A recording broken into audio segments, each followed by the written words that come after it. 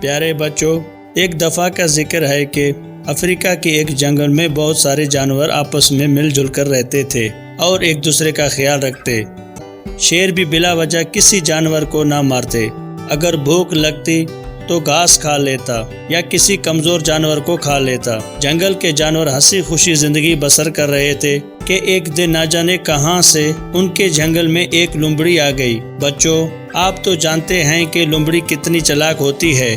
جانوروں نے اس سے پوچھا کہ تم یہاں کیوں آئی ہو؟ تو وہ جھوٹ موٹ کے آنسو بہانے لگی اور بولی، میں جس جنگل میں رہتی تھی وہاں میری کوئی عزت نہیں رکھتا تھا، لہٰذا میں مجبور ہو کر یہاں آئی ہوں۔ جانور اس کو اپنے بادشاہ شیر کے پاس لے گئے اور ساری بات بتا دی۔ شیر نے کہا، دیکھو بھائی، تم سب جانتے ہو کہ لومڑی چالاک ہوتی ہے، لہٰذا میں تو اس کو یہاں رکھنے کو تیار نہیں، باقی تم ساروں کی مرضی۔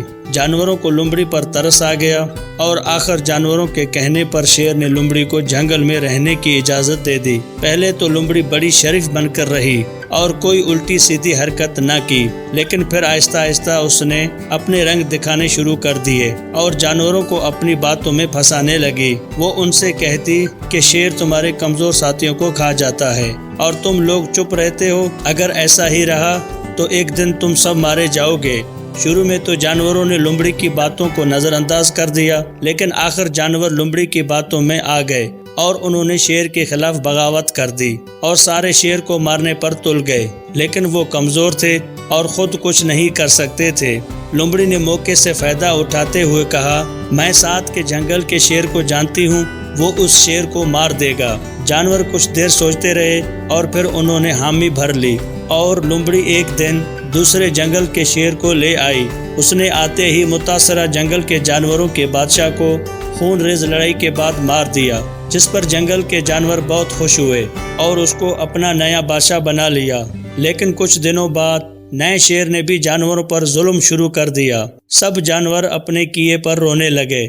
آخر انہوں نے ہمت کی اور ہاتھی سے مدد کی درخواست کی۔ پھر ایک دن ہاتھی اور جنگل کے تمام جانور اکٹھے ہوئے اور شیر کو جنگل سے بھگا دیا اور اس کو بھی جنگل سے نکال دیا۔ جانوروں نے ہاتھی کو اپنا بادشاہ بنا لیا اور سب ہنسی خوشی رہنے لگے۔